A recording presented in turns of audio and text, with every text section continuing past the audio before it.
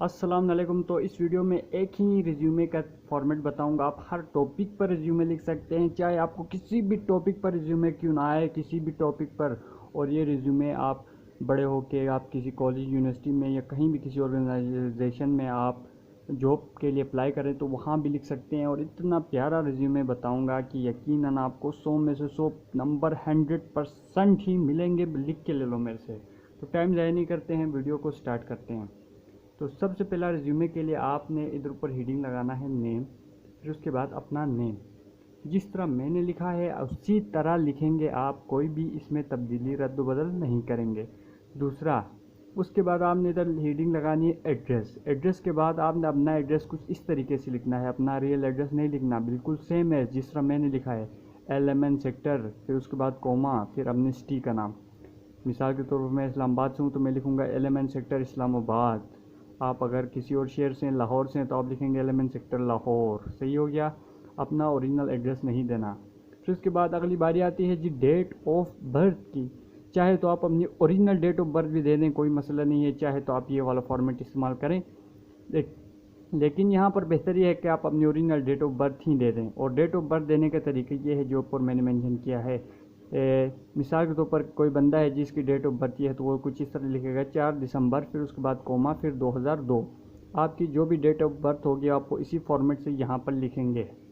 अगला जो टॉपिक है वो है जी कॉन्टैक्ट नंबर। जाहिर सी बात है आप अपना ओरिजिनल कॉन्टैक्ट नंबर नहीं देंगे, आप देंगे तो हो सकता है आप पे केस हो जाए। अगर आप एग्ज़ाम के हवाले से बात करें तो आप अपना original date of contact number नहीं दे सकते, लेकिन आप किसी जॉब के लिए अप्लाई कर रहे हैं तो बेशक आप ये सारी चीज़ें अपनी रियल देंगे।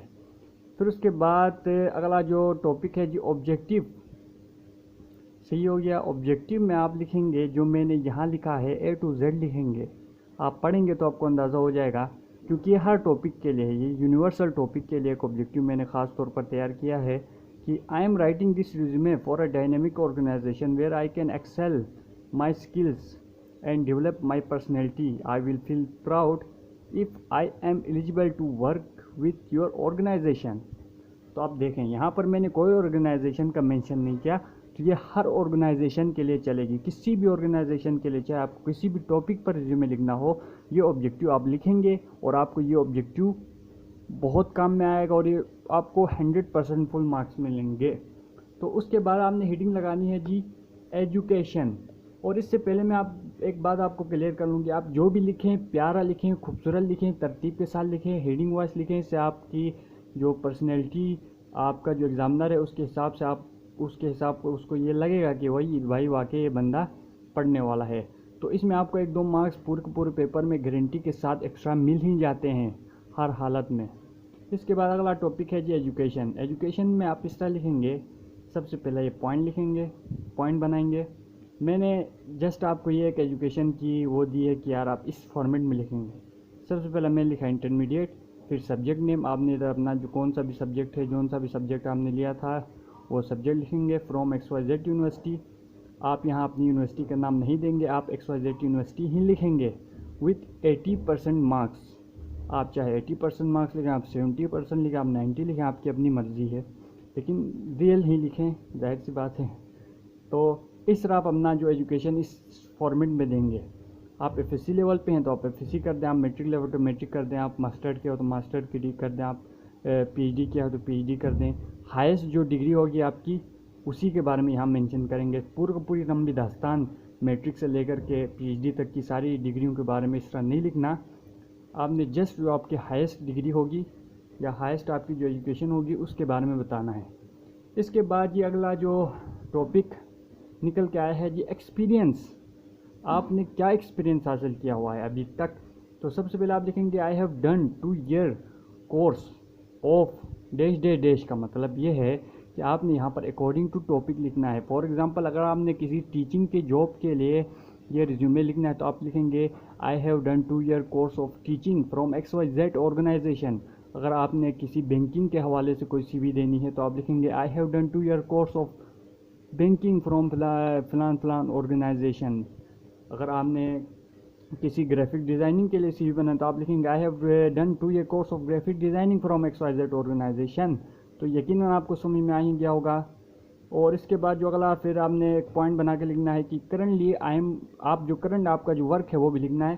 फिर वो आप इस तरह लिखेंगे currently I am working as a dash में आप अकॉर्डिंग टू टॉपिक लिखेंगे। अगर आपको टीचिंग के हवाले से कोई जॉब के लिए अप्लाई करना है तो टीचिंग ही लिख दें। अगर आपको कोई बैंकिंग के हवाले से कोई जॉब के लिए अप्लाई करना है तो बैंकिंग का ही लिख दें।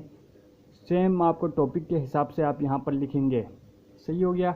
तो उसके बाद जी अगला जो टॉपिक वो मेरा फेवरेट टॉपिक है जो है कि स्किल्स। यहाँ आपको नज़र आ रहा है स्किल्स में आप दुनिया जहाँ की स्किल्स उठा के छाप दो। यहाँ पर कोई पाबंदी नहीं, कोई रोक ठोक नहीं, जहाँ से उठाओ स्किल्स, भले आपके अंदर वो स्किल्स हो या ना हो कोई फ़र्क नहीं पड़ता, आप उठा के छाप दो। मैंने यहाँ पर 2 ही स्किल्स छापी क्योंकि ज़्यादा छापने का मन नहीं था। मैंने लिखा फ़ोटोशॉप और वीडियो एडिटर ETC। तो आपने इधर ETC नहीं लिखना है यार, ये गलती नहीं करना। मैंने ETC इसलिए लिखा ताकि आप समझ जाएं कि यार आप आगे भी लिख सकते हैं। सही है, 5-6 स्किल्स लिख दें या 1 लिख दें, 2 लिख दें, आपकी मर्ज़ी, लेकिन 3-4 लिख ही दें। फिर इसके बाद जो अगला जो टॉपिक निकल के आया है जी लैंग्वेजेस का। मेरा फेवरेट टॉपिक है ये भी कि लैंग्वेजेस आपको कौन कौन सी लैंग्वेजेस आती है आपने उसके बारे में बताना होता है। तो मैंने लिखा है जी इंग्लिश, उर्दू, शीना, बल्ती। शीना बल्ती का आपने पहली बार सुना होगा। शीना और बल्ती गिलगित बल्तिस्तान की ज़बानें हैं। तो मेरा ताल्लुक भी गिलगित बल्तिस्तान से है। तो अगर आप लोगों को ये वीडियो पसंद आती है तो वीडियो को लाइक और चैनल को सब्सक्राइब कर दो। मोटिवेशन मिलता है, नया चैनल है, सपोर्ट की बहुत ही ज़्यादा ज़रूरत है। और ये CV आप लिखो, आपको 8 नंबर की CV है तो आपको 8 मिलेंगे, 10 नंबर की CV है तो 10 मिलेंगे, 11 मिल सकते हैं लेकिन कम नहीं मिल सकते। अल्लाह हाफिज़, अपना ख्याल रखो। और अगर CV राइटिंग के हवाले से और कोई कन्फ्यूजन है, रिज्यूमे के हवाले से और कोई कन्फ्यूजन है तो कमेंट सेक्शन उधर डिस्क्रिप्शन लाजमी चेक किया करें, वहाँ पर मैंने और भी लिंक्स दी हुई हैं। अल्लाह हाफिज़।